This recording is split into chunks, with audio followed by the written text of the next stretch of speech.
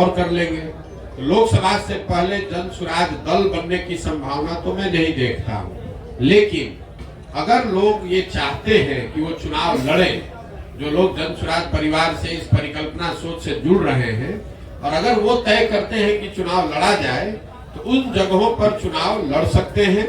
लेकिन जो चुनाव लड़ेगा वो निर्दलीय के तौर पर लड़ेगा।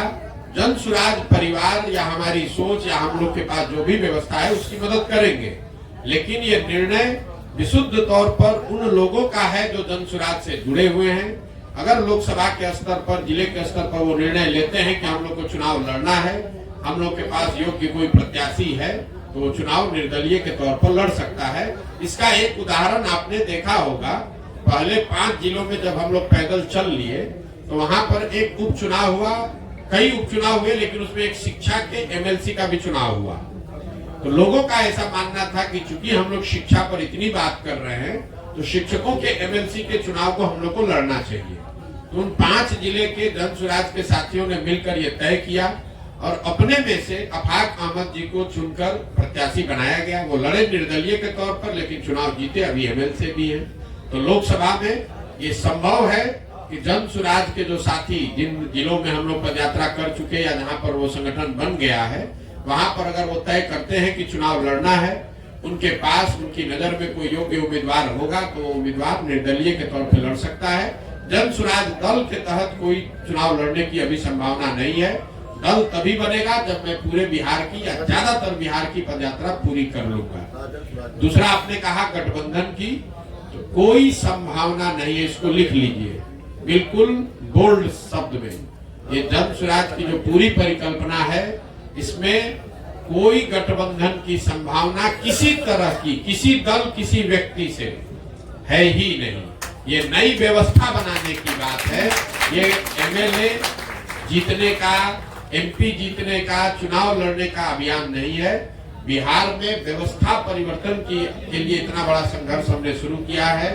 हमको 10, 20, 50 एमएलए जिताने में कोई दिलचस्पी नहीं है, एमएलए जिताने में भी दिलचस्पी नहीं है। हमारी दिलचस्पी है कि बिहार को जीता जाए, लेकिन बिहार को सही लोगों के साथ जीता जाए, उनके पास सही लोग जीते और उनके पास योजना हो, तभी बिहार सुधरेगा।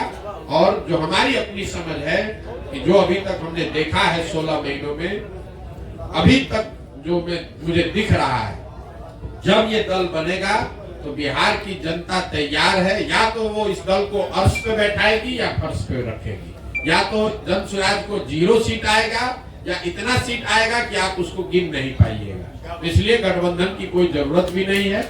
ये संभव है कि सारे प्रयास के बावजूद जनता इससे इत्तेफाक न रखे, लेकिन अगर इत्तेफाक रखेगी तो ये मॉडल ही ऐसा है कि इसमें या तो आप पूरा ही आपका है या नहीं तो कुछ भी आपका नहीं है।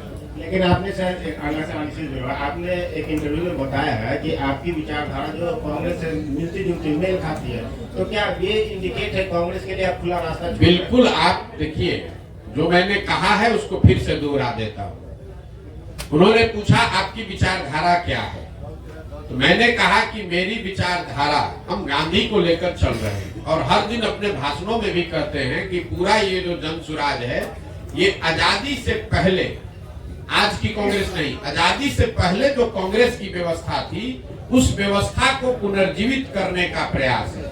जहां दल जो है वो किसी व्यक्ति विशेष का ना हो, किसी जाति का ना हो, किसी परिवार का ना हो।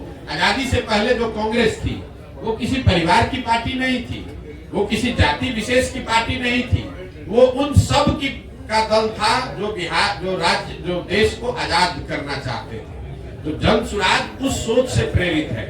बिहार में वो दल बने, हर वो व्यक्ति जो बिहार के पिछड़ापन से, गरीबी से, बदहाली से परेशान है, वो इसमें जुड़े और जुड़कर बिहार में परिवर्तन के लिए प्रयास करें। हम वो विकल्प बना रहे हैं और विचारधारा के आधार पर निश्चित तौर पर अगर आप महात्मा गांधी को लेकर चले हैं, तो मैंने ये कहा कि आप कांग्रेस जिस विचारधारा को रिप्रेजेंट करने का दावा करती है, मेरी विचारधारा वही है। वो कर पा रहे हैं कि नहीं कर पा रहे, ये उनका मामला है।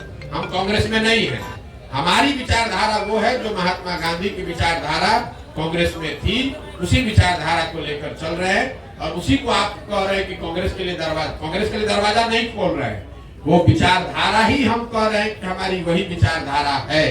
महात्मा गांधी की जो विचारधारा थी उसी विचारधारा से प्रेरित होकर इस व्यवस्था को बनाने का प्रयास है और उसी विचार